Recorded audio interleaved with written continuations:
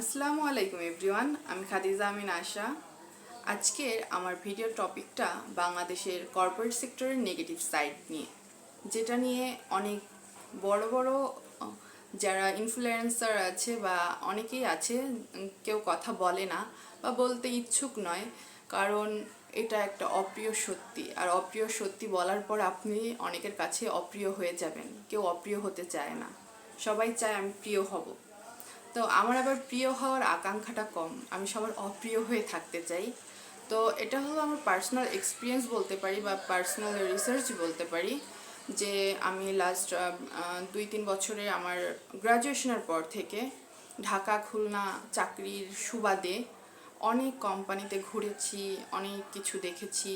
Even শুধু আমার একার এক্সপিরিয়েন্স না, আমার সাথে যে আমার ব্যাচমেটরা ছিল, আমার সিনিয়র জুনিয়র, এদের সবার কাছ থেকে মোটামুটি একটা মানে তাদের এক্সপিরিয়েন্সগুলো গ্যাদার করে আমার এই থিঙ্কিং বা এই ভিডিওটা বানানো। লাস্ট 6 মান্থ ধরে ভাবছি যে আমি এই ভিডিওটা বানাবো, অ্যান্ড আমার কোনোভাবেই সময় হয়ে উঠছে না বা কোনোভাবেই কিছুর একটা মানে দ্বিধাদ্বন্দ্বের কারণে আমি বানাতে পারছিলাম না।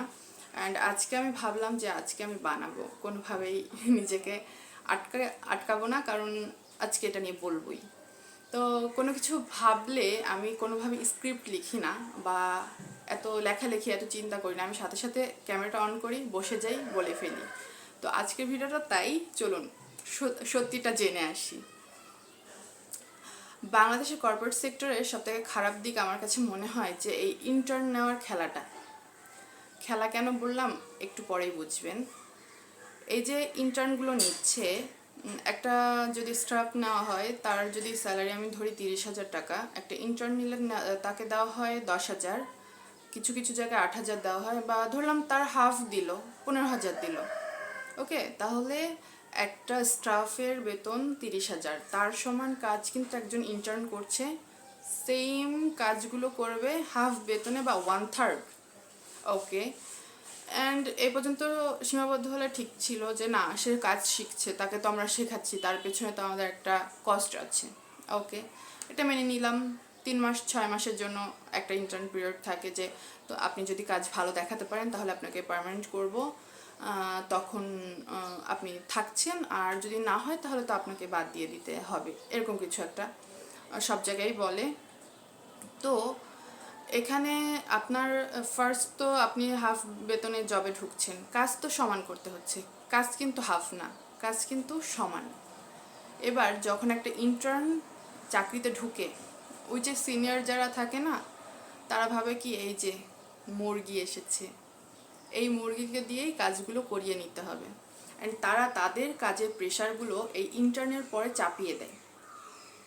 তারা বিভিন্ন রকমের প্রেশার দেয়, বলে এটা আপনার করতে হবে, এটা করে দেন, এটা করে দেন। এটা কিন্তু অনেক জায়গায় করেছে, ইভেন আমি যখন ঢাকায় ছিলাম আমার এক্সপিরিয়েন্স আছে, সেখান থেকেই বলা যে সিনিয়ররা খুবই মানে এই টাইপের হয়, যে তারা ভাবে যে নতুন কেউ আসলেই সে মুরগি, আর তাকে দিয়ে নিজের কাজটা হাসিল করা যাবে। তো আপনিও এককালে মুরগি ছিলেন ভাই, আর আপনার সাথেও এই জিনিসটা হয়েছে, তাহলে আপনার সেই টাইমে কেমন ফিলিংস ছিল আমি জানি না। যদি আপনার ওই টাইমে খারাপ লেগে থাকে, তাহলে আমার দৃষ্টিকোণ থেকে যে আপনার আরেকজনের সাথে এটা করা উচিত না।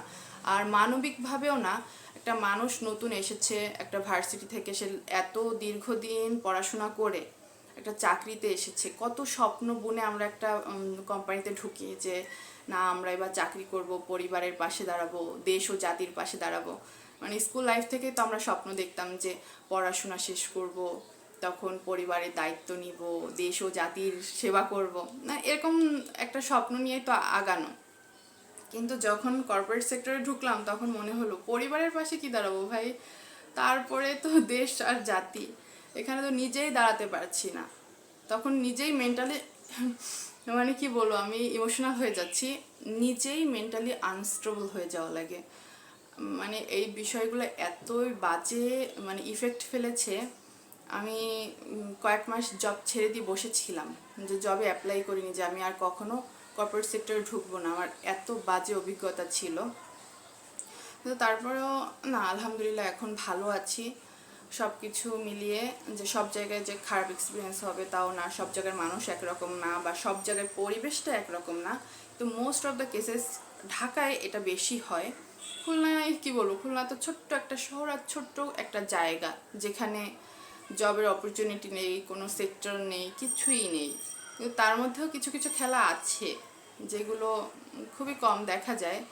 মানে সেখানে সেটা যাই হোক, আর খুলনার ব্যাপারটা তো আলাদা, কারণ খুলনায় জব সেক্টর নেই, তাই এটা আর কর্পোরেটের কথা আর কি বলবো, খুলনায় সেভাবে বলার মতো কিছু নেই। কিন্তু ঢাকা নিয়ে আমার অনেক কিছু বলার আছে, যেহেতু এটা বাংলাদেশের ক্যাপিটাল, সেখানে মানুষ অনেক স্বপ্ন নিয়ে যায়, কিন্তু স্বপ্ন ভেঙে আবার ফেরত আসে আমার মতো, যেমন আমি ফেরত এসেছিলাম। তো বাংলাদেশের কর্পোরেট সেক্টরের এই যে ইন্টার্নের ব্যাপারটা বলছিলাম, ওরা যে ইন্টার্নটা নিচ্ছে তখন এই যে চাকরি, নিজের প্রেশার, সিনিয়রদের প্রেশার, এই দুইটা প্রেশার মিলে তখন ওরা মেন্টালি আনস্টেবল হয়ে যায়, তখন ভাবে যে না আমি চাকরি করবো না, চাকরি ছেড়ে দিই। And most of the cases তারা চাকরি ছেড়ে দেয়। অনেকে বিপথে চলে যায়, অনেকে সুইসাইড অ্যাটেম্প্ট করে, অনেকে আরও বাজে মানে ভাবে নিজেকে, মানে বাজে কাজে নিজেকে করে ফেলে, ইনভলভ করে ফেলে। তো সেক্ষেত্রে আর মেয়েদের তো একটা অপশন আছে কারো গলায় ঝুলে পড়ার, যেমন আমার মনে হয়েছিল যে আমি বিয়ে করে কারো গলায় ঝুলে পড়ে দ্যাটস ফাইন, আমার আর চাকরি বাকরি করা লাগবে না। কিন্তু আসলে এটা তো কোনো সমাধান না। একটা ছেলের দিক থেকে যদি ভাবি, তো তারও তো কিছু একটা করা লাগবে, কারণ তার একটা ফ্যামিলি সাপোর্ট দিতে হয়, একটা না দুইটা, কারণ সে একজনকে বিয়ে করে আনবে, তাকে দেখতে হবে, অ্যান্ড নিজের ফ্যামিলি তো আছেই। তো সব মিলে আসলে সেটা ছেলে হোক বা মেয়ে হোক, একজন ইন্টার্নের সাথে যে অন্যায়গুলো করা হয় দিনের পর দিন, সেটা নিয়ে আসলে কেউ বলে না। কেন বলে না আমি আসলে জানি না। আর একটা ব্যাপার হলো যে এই যে ইন্টার্নকে যে কম টাকা দিয়ে ডাবল কাজ করিয়ে নিচ্ছে, আর এই একজন ছেড়ে গেলে আরেকজনকে আনছে, এভাবে করে এদের কোম্পানির বছর শেষে বেশ একটা মোটা অ্যামাউন্ট জমা হচ্ছে। সেটা হলো কোম্পানির দিক থেকে লাভ হচ্ছে, কিন্তু একজন ইন্টার্নের দিক থেকে ভাবেন, একটা ফ্রেশ গ্রাজুয়েটের দিক থেকে ভাবেন তার কত ক্ষতি হয়ে যাচ্ছে, একটা মানসিকভাবে সে কতটা বিপর্যস্ত হয়ে যাচ্ছে। তো মানবিক দিক থেকে হলে বা মানে অ্যাজ এ হিউম্যান বিং আপনার উচিত যে মানবিকভাবে ভাবা যে আমি একটা মানুষের সাথে অন্যায় করছি, আর এই অন্যায়ের ফল কিন্তু আপনি একটা না একটা ভাবে পাবেন। প্রতিটা মানুষের উচিত, আমি সিনিয়র হই বা জুনিয়র হই, আমি এখন যার সাথে যেটা করব আমার কিন্তু দিন শেষে সেই জিনিসটাই ঘুরে ফেরত আসবে। তো আপনি এখন যেটা একজনের সাথে করবেন সেটা আপনার সাথে দিন শেষে হবেই। তো সেটার জন্য প্রিপেয়ার্ড থাকুন।